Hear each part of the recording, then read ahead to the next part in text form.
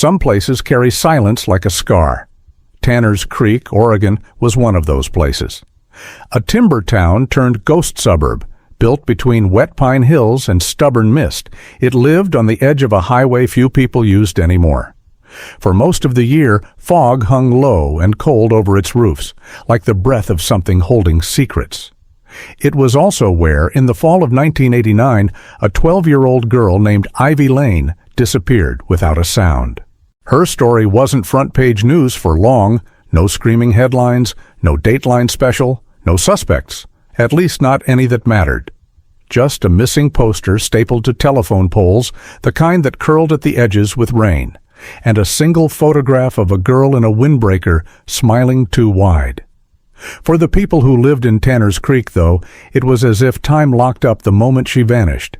Her name was spoken in whispers, like it belonged to the woods themselves. Children born long after still grew up hearing about the girl who walked into fog. No one saw her go. No one heard a scream. Just one moment she was walking home from school, and the next, gone. It had been 35 years, and that would have been the end of it, a story lost in dust and dead leaves, if not for what happened last winter. That winter, heavy snow fell early, even before Thanksgiving. Most of the houses in Tanner's Creek were empty by then. Only a few diehards remained, old-timers, recluses, and people too stubborn to leave. One of them was Jonah Reese. Jonah had been Ivy's neighbor in 1989. He was 17 when she vanished. Now he was 52, single, and lived alone in the same creaky house at the end of Whitlow Street. He was a quiet man, made quieter by guilt. "I should have walked her home," he'd say to no one. "Just 5 blocks. I could have." That's the thing about old stories. They don't die. They just wait for someone to listen again.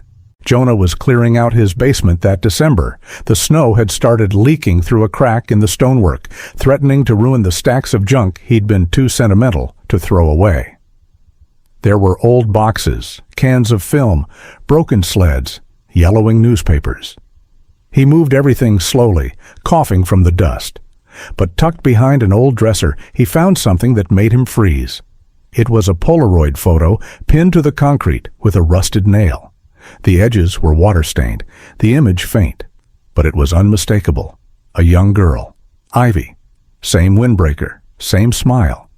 Except this picture, it was different.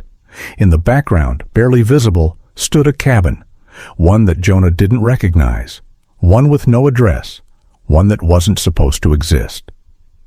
He took the photo upstairs and stared at it under the yellow light of his kitchen bulb for over an hour. And then he did something he hadn't done in years. He picked up the phone and called the sheriff's office. Sheriff Emily Hart wasn't around in 1989. She was born in Tanner's Creek the year after Ivy vanished, part of a generation raised on mystery. To her, Ivy Lane was a bedtime horror story and a symbol of everything that had gone wrong in the town, the beginning of its unraveling. When Jonah showed her the photo, she didn't speak for nearly a minute. "This isn't from the investigation archive?" she asked. Jonah shook his head. "I've never seen it before," he said. "It was behind the dresser. I didn't even know it was there." Sheriff Hart stared at the cabin in the background. There was something off about it. The angle of the porch, the crooked boards, almost like the house had been built to hide, not be found. "Where was this taken?" she whispered. Jonah swallowed. "That's the thing. I don't know, but I think it might be in the hollow." Sheriff Hart blinked. "You mean Greystone Hollow?" He nodded slowly. Greystone Hollow wasn't marked on modern maps anymore. It had once been a mining camp in the late 1800s, then a logging site. By 1920 it was abandoned, or so the stories said. Deep in the hills, past a no-name trail, swallowed by trees and silence. People joked about it at bonfires. No one actually went there. If Ivy Lane had been taken to Greystone Hollow, it meant 2 terrifying things. 1, she may not have just walked off and vanished. 2, someone, maybe even recently, had gone back. Sheriff Hart stared at the photo one last time, and she made a decision. The next morning, she returned with 2 deputies and Jonah. They followed the snow-covered trail into the hills for miles, pushing past overgrown bramble and fallen trees. The fog rolled in heavier as they went, as if something ancient was waking. By late afternoon they found it, a collapsed shack, old splintered boards, a doorway that led into darkness, and in the earth nearby, beneath decades of pine needles and frost, the corner of something plastic. Sheriff Hart knelt and cleared it with her glove. It was a lunchbox, blue, rusted shut. She looked at Jonah. He looked like he might cry. Inside the box were scraps of paper, a pencil, a small silver necklace, and a note, half faded but still legible. "My name is Ivy Lane. I don't know where I am. Please, if you find this, tell my mom I didn't run away." The moment Sheriff Hart read the note, everything else, the snow, the trees, the creeping cold, seemed to vanish. "My name is Ivy Lane. I don't know where I am. Please, if you find this, tell my mom I didn't run away." She read it again, slowly. The pencil strokes were shaky, pressed hard into the paper like the writer had been trembling. Parts of the page had discolored, but the handwriting was unmistakably that of a child. Jonah stepped closer but didn't say a word. His eyes were glassy. "It's her," he whispered. Sheriff Hart carefully slid the note back into the lunchbox and zipped it inside an evidence bag. The deputies exchanged glances behind her. They'd expected to find nothing, maybe a few rotted boards and raccoon tracks. But now it was a crime scene. Back in the station, the atmosphere was thick with tension. Hart placed the lunchbox and its contents in a sealed box on the evidence shelf. Then she turned to Jonah, who hadn't left her side since they came down from the hollow. "Jonah," she said gently, "was there anyone you remember, anyone strange, living near Greystone Hollow back then?" He rubbed his face. "No, it was just woods. Kids told ghost stories about that place, but nobody ever really went there." "What about Ivy's family?" Jonah hesitated. "Her mom left town not long after. Ivy disappeared. Couldn't handle it. I think she moved to Arizona or somewhere near the border. Changed her last name." Hart nodded. "We need to find her." Later that evening, Hart sat alone in her office with a cup of coffee gone cold and the photo Jonah had found. She studied every inch of the image, the leaves, the angle of sunlight, the distant outline of the cabin. Something was bothering her. She pulled out a magnifying glass and focused on the shadows beneath the porch, and then she saw it. Barely visible, but there, a figure, a man perhaps, or someone large, watching Ivy. Her breath caught. She scanned the timestamp on the back, Oct. 14, 1989. The day before, Ivy disappeared. Someone had taken that photo. Someone had seen her, maybe even followed her, and that someone had kept it hidden in Jonah's basement for over 3 decades. The next morning, Deputy Sarah Marino arrived with an update. "I made some calls," she said, dropping a file on Hart's desk. "I think I found Ivy's mother." "Where is she?" "Wichita, Kansas, lives under the name Helen Granger now. She remarried in '93. Doesn't talk about the past according to her neighbors. No social media. Keeps to herself." Hart nodded. "Let's reach out. Carefully." That same day, Jonah returned home for the first time since the discovery. Something in him had shifted. Guilt, once a constant hum in the background of his life, had sharpened into something else. Determination. He sat in his kitchen, the photo laid out on the table, and tried to remember everything about that week in 1989. The last time he saw Ivy, she was walking down the street with a spiral notebook under her arm, her Walkman headphones on, smiling to herself. He remembered calling out to her. She turned, waved, and disappeared around the corner. He remembered a van parked near the trail that led into the woods. Old, tan, out of place. He hadn't thought of it in years. Now it burned in his mind like a flare. Meanwhile, in Kansas, Sheriff Hart's call to Helen Granger did not go as expected. At first, Helen denied everything. "I don't know anyone named Ivy Lane," she said, her voice flat. But when Hart mentioned the letter, the one in Ivy's handwriting, there was silence on the line. Then a small broken voice. You found something?" "Yes, ma'am. We found where she may have been taken, and something she left behind." There was a long pause, then a muffled sob. "I always knew she didn't run away," Helen said.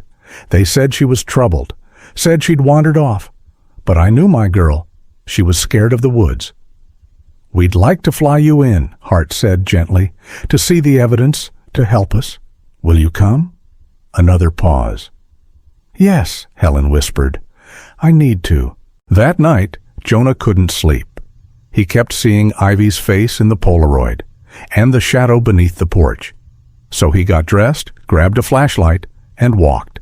Back into the woods. Back to the place that had haunted him for half his life. Snow crunched underfoot. The trees were silent, pressing in like stone sentinels. But he knew the trail now. His legs moved on instinct. When he reached the shack, he paused. Something had changed. The front door, which had been barely hanging, was open wider now. Too wide.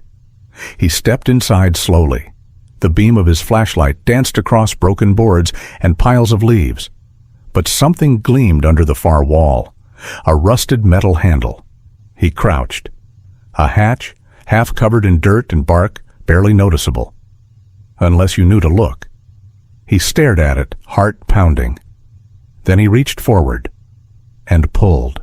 The hatch creaked open with a sound like tearing bone. Jonah stepped back, the beam from his flashlight trembling in his grip. Cold air wafted up from the hole, earth-heavy, damp, and laced with something older, something he couldn't name. He hesitated. 35 years ago, Ivy had vanished, and somehow, without knowing why, he felt that whatever had happened to her started right here. He crouched low, shining his light down into the space. A wooden ladder descended into blackness. Jonah swallowed hard and muttered, "You've come this far." Then he climbed down. The crawl space was smaller than he expected, maybe 6 feet by 8, with walls made of stacked stone and dirt reinforced by old wooden beams. The air was thick. Every breath felt like swallowing dust and regret. His light swept the room. Shelves, a child's blanket, an empty food tin, a broken plastic comb, and in one corner, scrawled across the wall in faded red marker, Day 17. Still no sound, still no one, still hope. Jonah's knees gave way. He sat heavily on the floor, eyes burning. She'd been here, not just passed through, lived here, waited here, alone, terrified, writing messages to no one in the dark. He moved closer to the wall. There were more markings, like a journal unfolding in desperation. Day 18. My birthday. I think. Day 22. The man came again. Didn't talk, just left food. I didn't eat. Day 25. I think he's watching me while I sleep. Day 30. I stopped crying today. My tears ran out. Jonah turned away, gripping his mouth to keep from sobbing out loud. His chest was a collapsing cave. She was only 12. When he emerged into the shack's frigid air again, dawn was just breaking.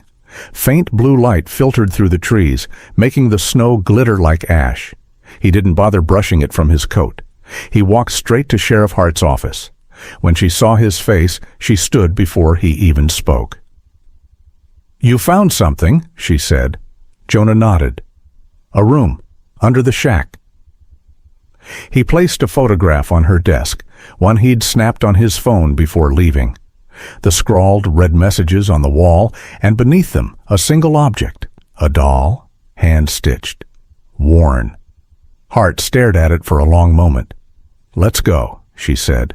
They returned with a team by noon. The underground space was cordoned off and photographed from every angle. Forensics collected fibers, dirt samples, anything that might still hold secrets. One of the techs lifted the doll carefully into a sealed container. "Ivy's?" Hart asked. The tech nodded. "Possibly. There's a name stitched into the hem." They unfolded the tiny fabric skirt. In fraying red thread were the words, "For Ivy, love, Mom." Hart exhaled slowly. "We need to test everything. Fast-track the lab work." Jonah, standing nearby, hadn't spoken since they arrived. Finally, he said quietly, "He kept her down there for weeks, maybe longer." Hart nodded. "We're looking at an abduction that was planned, premeditated. That room was built for hiding someone." "Then why let her die?" Jonah asked. "Why not release her?" Hart didn't answer. She was thinking the same thing. Back at the station, Deputy Moreno brought in new information. "Jonah mentioned a tan van on the day Ivy disappeared," she said. "We ran DMV records from that era and got one hit within 20 miles, registered to a man named Curtis Hensley. He lived about 3 miles from the Hollow in 1989. "Hensley?" Hart frowned. "That name doesn't ring a bell?" "Here's why," Moreno said. "Curtis died in 1990, but his brother, Gerald Hensley, lived with him briefly. No records after that. It's like he disappeared." Hart narrowed her eyes. "We need to find Gerald." "I've already started digging.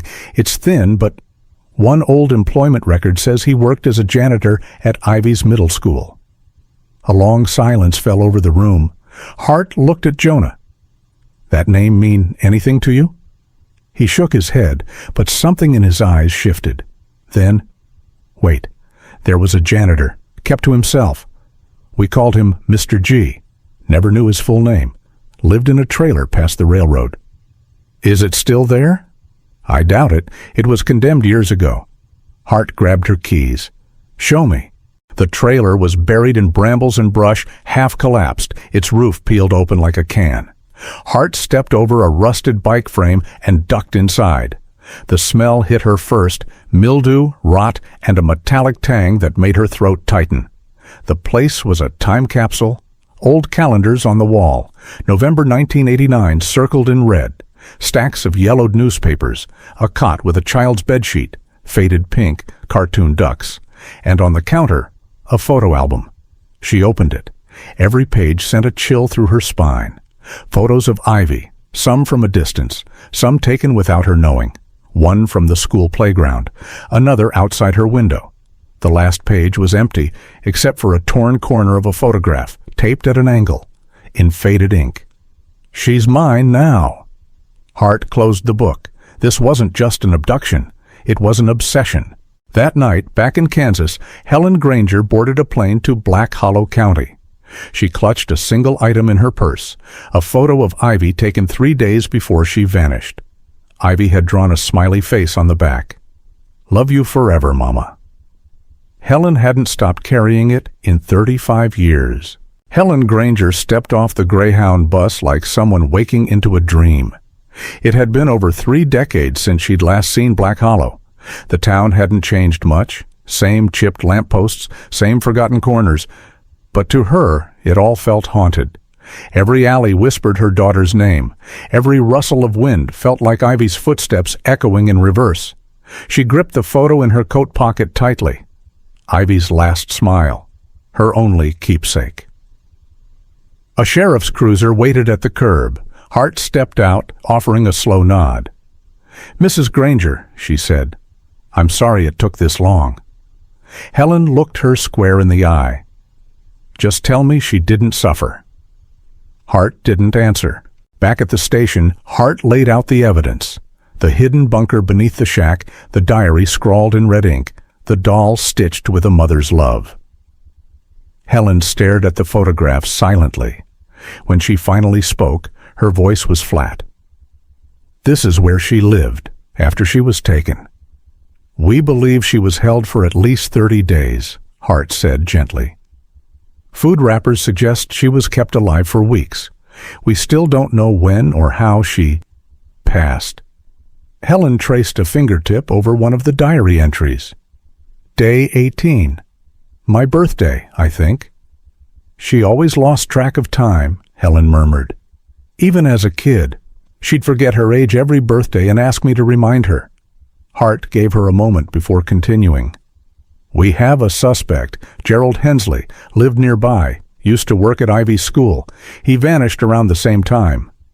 Helen's eyes narrowed. So he gets to disappear too? Not if we can help it. We found a trailer, his we believe. Inside were photos, some of Ivy. Helen turned her head away. Hart continued, voice steady. There was something else, a set of keys.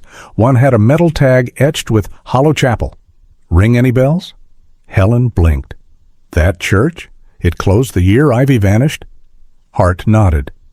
We think he may have used it, maybe as a hideout, maybe worse. Helen didn't hesitate. Take me there. The Hollow Chapel stood like a ghost at the end of Miller's Road, abandoned, windows shattered, its white paint weathered into a flaking gray. It had once been the town's pride. Now it sagged under the weight of secrets. Jonah met them there. He'd been ahead, flashlight in hand, pacing. No one's been inside for years, he said, but the key fits the back cellar door. Smelled like mildew when I opened it. Hart nodded. Let's go slow. They descended a narrow set of stone steps behind the building.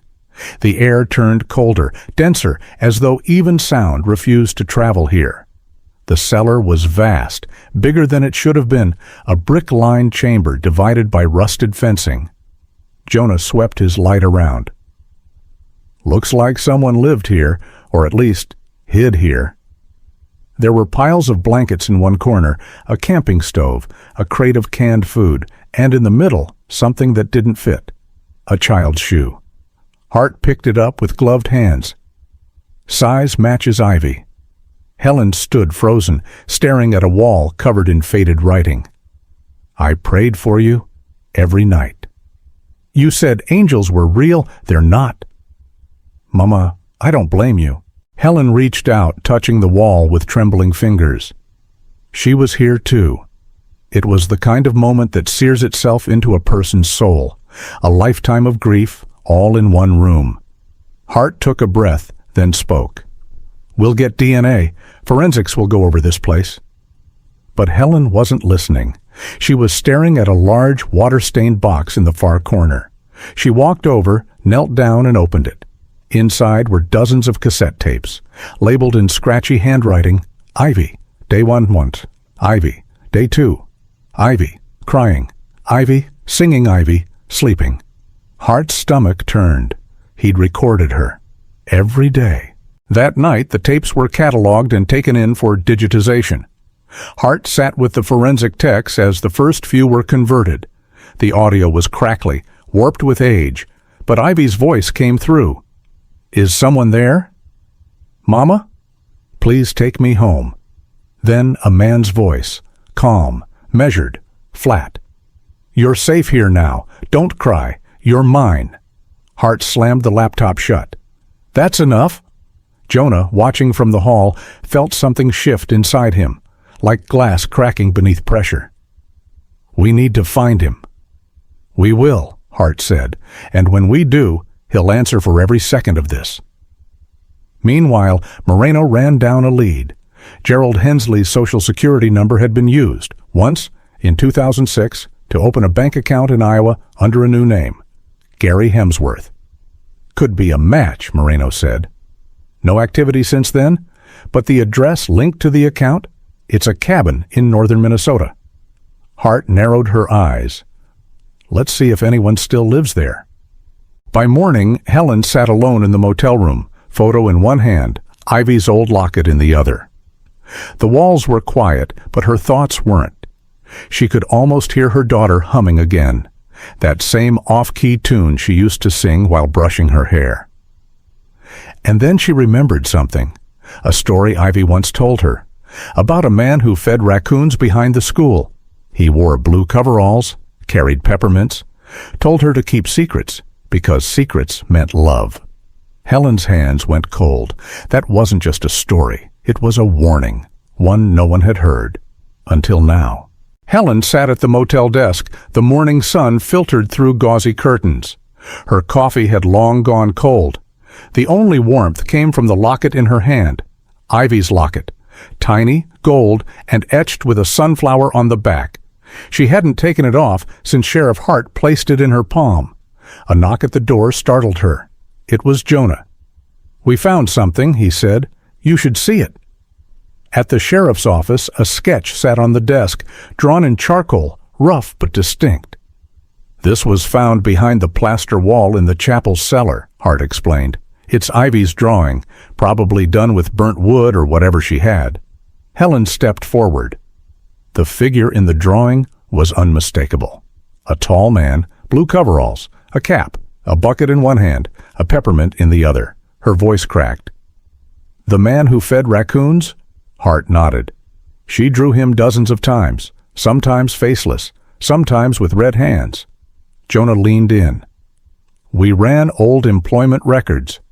Gerald Hensley worked janitorial at Ivy's elementary school until late 1988.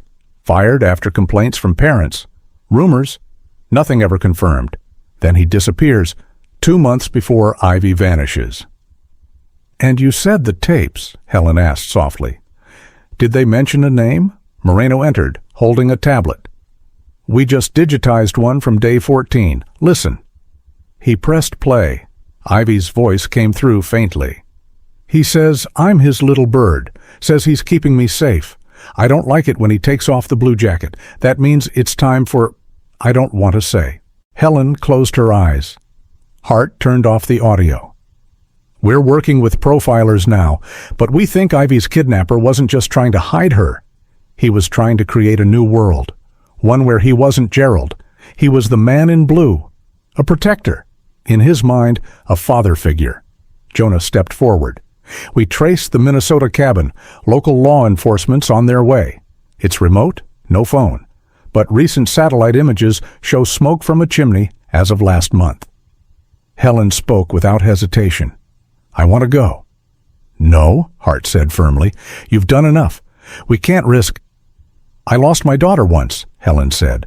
"I won't lose the truth now." That afternoon, they flew to Duluth and drove north, deep into pine-covered wilderness. The cabin sat off a private trail near Deadwood Lake, a place so still it felt untouched by time. 2 squad cars waited at the base of the slope. Deputy Price approached. "No movement inside," he said. "Curtains drawn, but there's signs of someone recently here. Fire in the hearth, fresh boot prints out back." Hart and Jonah went in first. The front door creaked open into dim silence. Inside was a time capsule, a cot, a stove, a shelf of canned beans, and lining the far wall, hundreds of audio tapes, each labeled with a name, not just Ivy. Tina, 1991, Rachel, 1994, Megan, 1997. Jonah's blood ran cold. There were others. In the corner sat a workbench. Above it, a wall of newspaper clippings.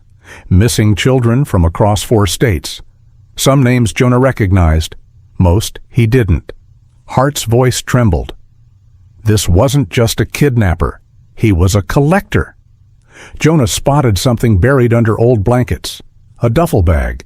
Inside, rope, candy, surgical gloves, and a blue janitor's jacket. Blood-stained. Moreno, scanning the shelf, pulled out a journal. First page read, "They are broken when I find them. I make them whole. I make them mine. Each one is my little bird." Out back, Helen wandered to the tree line, away from the law, the evidence, the horror. She needed air, but instead she found something else. A garden, overgrown and wild, yet arranged in rows. Wooden markers at the edge of each patch. She stepped closer. Ivy, sunflowers, Megan, peonies, Tina, lilies. Tears welled in her eyes. Each girl had been buried here, beneath flowers, their names etched not on headstones, but in the soil. Hart caught up to her, breath caught in her throat. My God! Helen dropped to her knees, touching the earth above Ivy's marker. She wasn't just taken. She was trapped in someone's fantasy, and when they were no longer useful, he buried them like trophies, Hart said, like some twisted garden of remembrance. No, Helen said, like he loved them, in his own sick way. A silence followed, the kind that feels alive. And then a voice broke it. I didn't think anyone would find me. They turned. A man stood at the edge of the trees, white beard, frail frame, blue cap in his hand. Gerald Hensley. Deputies rushed from behind and tackled him to the ground, but he didn't resist. Hart knelt beside him. "You ran for 35 years. He smiled. "I didn't run. I was here, always waiting." "For what?" "For her to come back, the mother. They always do." Helen stared at him. "You destroyed her," she said. "You buried her voice in your tapes, your fantasies, your lies." Gerald's eyes were glassy. "She sang. You know that? Even when I hurt her. She still sang." Hart stepped forward. "You're going to prison, Gerald, for the rest of your life." He didn't flinch. "I'm already dead. I just wanted someone to hear the songs." That night, back at the station, Helen sat with the sunflowers in her lap. Dug from the cabin, they were all that remained of Ivy's garden. She placed one gently in a vase and whispered, "You're free now, little bird." 3 days after Gerald Hensley's arrest, the world moved differently. News vans crowded the sheriff's station. Ivy's photo was on every screen. Reporters called it the cabin of lost voices. But inside Helen's mind, the noise had dulled. Grief wasn't loud anymore. It was a still ache, like frost beneath skin. She sat on the back porch of her childhood home in Mariner's Hollow. The sun had gone down, but she hadn't moved. The locket was still around her neck. The sunflowers still bloomed in a vase by the door. Jonah stepped outside, gently placing a cup of tea beside her. "We got confirmation from the lab," he said. "All 8 sets of remains behind Gerald's cabin have been identified." Helen's voice was barely audible. "Was Ivy the first?" "No," he said. "There was one before her, a girl named Luann Burke. She went missing in Kansas in '86. Helen nodded, but her thoughts had drifted. "I've been thinking," she said slowly, "about the locket, how it was found 50 miles from that cabin, in a church chapel no one used." "We assumed it was dropped when he transported her," Jonah replied. "Maybe he kept her in multiple places." "Maybe," Helen said, "but Ivy never wore it home. She always left it here, in the little jewelry box in the attic. I kept it up there so she wouldn't lose it at school." Jonah looked at her. "That's how I knew it was hers when the sheriff gave it to me. That exact locket, not just any copy. It was from our attic. So how did it end up in a church 100 miles away?" Jonah set his tea down. "You think someone else moved it?" Helen rose slowly. "I think I need to go upstairs." The attic hadn't changed in 30 years. Dust floated in slivers of light. Old crates lined the back wall. A rusted tricycle leaned against the chimney. In the corner, the little pink jewelry box with a broken hinge. Helen opened it. Empty. Then she noticed the wood panel behind it was warped. She ran her fingers along the edges. Jonah helped pull. A loose panel came away with a dry pop, revealing a hollow space behind. Inside was a metal tin. Jonah opened it carefully. Inside, a folded cloth, a faded photograph, and a cassette tape. Helen took the photo. Her hands shook. It was Ivy, not as she'd known her. She was wearing a blue dress, slightly too large, and holding a small stuffed bear. Her face was blank, but her eyes... "I've never seen this photo before," Helen said. The back read, "March 1990, Spring Lake." Jonah popped the tape into his portable player. A hiss of static, then Ivy's voice. Stronger, clearer than the other tapes. "Today I saw the lady again, the one who brings food. She wears gloves and says not to tell the man in blue. She gave me the locket back. Said someday my mama would find it." Helen blinked. "What? What lady?" They sat in stunned silence as Ivy continued. "Her name is Clara. She says she used to be a nurse. I like when she visits, but she says she can't stay. She says there's always someone watching." Jonah rewound, played it again. Clara. A second person, someone who knew. Helen's mind reeled. Gerald had help? Or someone who pitied her, Jonah said. Someone who saw her and tried, in her own way, to help. The sheriff confirmed what little they could. "There was a nurse named Clara Donovan on staff at Gerald's school in '88, Hart said over the phone. She left suddenly in December, moved out of state, no known address. No marriage records? Jonah asked. She died in 2002, Hart replied. Car accident in Vermont. But get this, when she passed, her personal effects included 6 cassette tapes and a locket, same model as Ivy's. Helen exhaled slowly. She was the one who placed the locket in that chapel. She was trying to leave a trail, a clue. Hart agreed. Looks like Clara had guilt, but fear too. Maybe she didn't stop Gerald, but she left us something. Jonah said quietly, "That changes everything." That night, Helen sat alone in Ivy's old room. The walls were a faded peach, peeling near the corners. The bookshelf still held her old fairy tales. Helen ran her hand along the spines. She stopped at one. The Secret Garden. She opened it. A pressed sunflower fell out.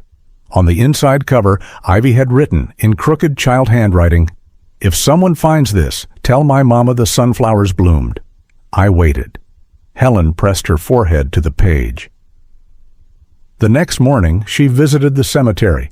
A headstone now marked the plot the state had returned to her.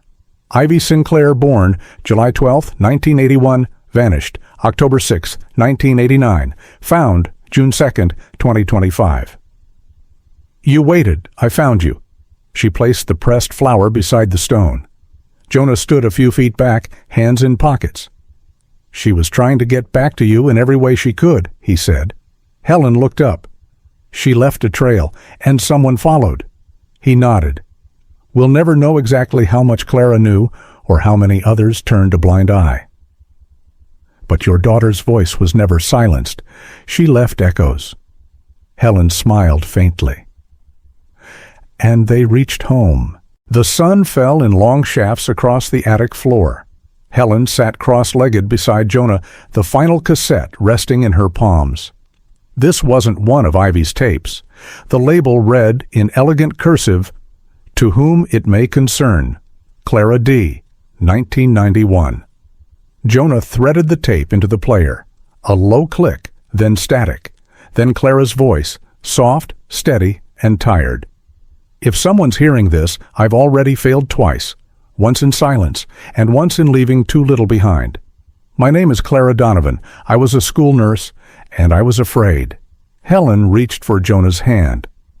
In 1987, I took a job at Kreslin Academy, where Gerald Hensley taught biology. He seemed kind, shy, but I noticed things.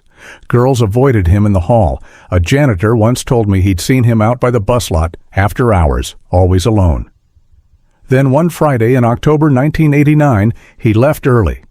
The next week, a girl named Ivy was missing. I didn't make the connection, not right away. But by December, I saw him putting blankets in his trunk. Food. He told me he was feeding strayed dogs. I followed him once, to a church off Highway 11. He left something there. I couldn't see what, but I started recording everything, notes, conversations, just in case. Jonah paused the tape. This confirms it. Clara wasn't just scared. She was investigating. Keep going, Helen whispered. The tape resumed. On January 14, 1990, I saw her, the girl, Ivy. I was hiking north of Mariner's Hollow. There was a cabin, hidden in the woods. He said it belonged to his uncle, but I heard music. I peeked in. She was there, wrapped in a blanket. Her arm was bandaged. She saw me, and didn't scream. She whispered, "Mama has sunflowers." I'll never forget that. Helen covered her mouth. I started sneaking her things, bandages, stories. I gave her back her locket. I told her to hide it somewhere it might be found, somewhere with hope. She asked me to tell her mother she was brave. But I couldn't face him. I was scared. I was no hero. So I left notes. I dropped the locket in the old chapel, praying someone would find it. When the school year ended, I left town. I thought he'd get caught. He didn't, and I couldn't live with what I hadn't done. A long silence. If you're hearing this, please, don't let her be forgotten. The tape clicked, ended. Helen sat frozen. The attic felt like a sealed vault of time. "She risked everything," she whispered, "and still blamed herself." Jonah nodded. She gave Ivy hope. Helen turned toward the attic wall, and Ivy gave her a mission. That evening, Jonah visited the sheriff. "We need to reopen Gerald's old case files," he said. "Clara mentioned a janitor, someone who saw things. And that church, the one by Highway 11, was it ever searched?" Sheriff Hart opened a drawer. "Not thoroughly. We didn't think he had accomplices. But now?" They went back through property records, maps, and reports, and then Jonah spotted it. "Wait, this cabin? Gerald said it belonged to an uncle?" Hart squinted. "Yeah, but no record of an uncle ever owning land out there." Jonah tapped the page. "Because it wasn't his uncle. This deed was signed over in 1968 to Walter Hensley, his father." Hart looked up. "Gerald's father?" Jonah nodded grimly. "We need to know what else happened in that house." The truth was worse than anyone imagined. Walter Hensley had been a decorated CY2 veteran turned recluse. He died in 1974, but an anonymous report from 1972, buried in an old state file, suggested that a teenage girl had once gone missing near his cabin. She was never found. Gerald, then a teenager himself, had been questioned, but nothing came of it. "Maybe that was the beginning," Hart said quietly. "And maybe Gerald became what he knew." Jonah stood silently, fists clenched. Helen would need to know, but not tonight. That night, Helen sat by Ivy's headstone again. She placed the photograph, the one of Ivy holding the stuffed bear, beneath a small stone. She lit a candle. She waited, Helen whispered. Even when no one came, she held on. She imagined her daughter in that cabin, frightened, cold, but still dreaming of sunflowers, of her mother's arms. And in that moment, the wind shifted, a soft rustle in the trees, not threatening, almost like a sigh. Helen closed her eyes. "You can rest now," she whispered. The next morning, Jonah returned with news.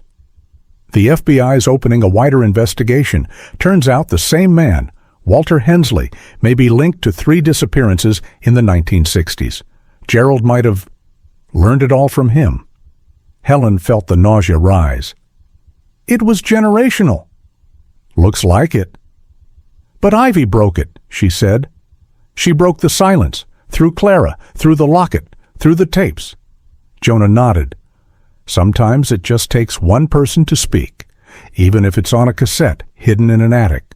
Helen stood tall. "Then we keep telling her story."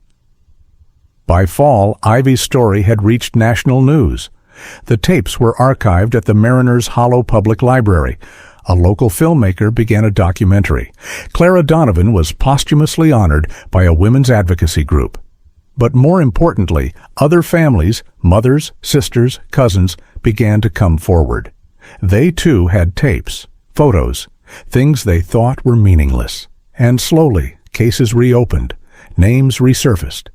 Ivy's voice, once whispered in a shack, had become a storm. Back in 2025, Ivy's tapes and Clara's final recording had led to 3 more recovered cases. 3 other girls, one of them found alive, 2 more who never had proper burials. But their families had answers now. Gerald Hensley's name was now etched into state criminal records with a dozen cold cases reopened under his profile. There was no grave for him, only a footnote in justice. Helen had returned to her work, part-time at first, but she now spent more of her time speaking to other mothers, advocating for better search efforts, guiding families who'd been told to move on. She never did move on. She moved through. That was different. A small breeze lifted the edge of her scarf. Helen looked toward the tree line where the edge of the woods kissed the clearing. That's where they'd found the locket. That's where the first thread unraveled. She stepped closer and took a folded note from her coat pocket. Aged, frayed, but still intact. Ivy's handwriting, once found stuffed into a crack in the wall, now preserved in her mother's hands. "If I'm found, tell Mom I dream of yellow flowers. Tell her I saw stars through the wood panels. Tell her I tried not to cry. I tried so hard." Helen closed her eyes. "You didn't fail, Ivy," she whispered. "You fought, and you stayed human." 6 years later, the path through Mariner's Hollow had changed. The twisted oak still leaned in close, and the wind still moved like breath through the grass. But the broken-down shack was gone, cleared and rebuilt as something different now. A small open shelter, a single wooden bench, and a plaque that simply read, "She waited, she was found, and now she speaks for others." Beneath it, carved into stone, Ivy Elise Brenner, 1974 to 1990, presumed. Helen stood quietly by the plaque, hands folded in front of her. The October sun was low and golden. Jonah stood nearby, his camera slung behind him. They weren't filming today. No documentary crew, no reporters. Just silence, the kind that didn't ache anymore. Down in town, the Mariner's Hollow Library had a special room now, the Ivy Room, where all the tapes were digitized and made public. Journalists visited, students wrote papers. The mayor even gave a speech once, choking on his words, calling her the voice that shook a generation. But for Helen, it wasn't about news stories or legacy. It was about the morning she woke up and still imagined her daughter calling from downstairs. It was about the nights she sat with the tape recorder and whispered stories back. She never erased them, just added more, one for every year Ivy missed. Jonah finally spoke. "They're dedicating the new section of the highway next month. Ivy's name will be on the signs." Helen smiled faintly. "I think she'd like that. She never liked being forgotten." "She won't be," he said. They stood together for a while. The sky overhead dimmed into a copper dusk. Helen walked to the bench and sat. She reached into her bag and pulled out a small tape recorder. Not the old kind, but a new one. Modern, clean. She pressed record. Her voice was calm. "Today is October 19th, 2031. Your name is Ivy, and you were brave. You never gave up. You never gave in.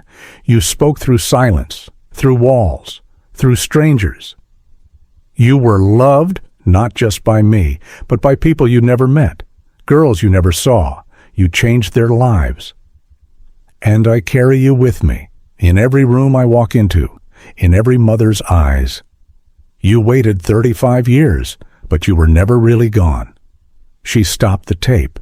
No need to say goodbye. As they walked back toward the car, Helen paused once more and turned. A young couple had arrived. They looked no older than Ivy had been when she vanished. The girl clutched the boy's arm, pointing at the plaque, reading aloud. Their voices were soft, respectful. And then, something surprising. The girl reached into her bag and pulled out a small sunflower, a plastic one, delicate and bright yellow. She placed it gently beneath the bench. Helen's breath caught. Jonah noticed. "You okay?"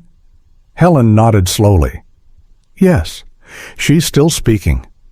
In the years that followed, the shelter became a quiet pilgrimage site.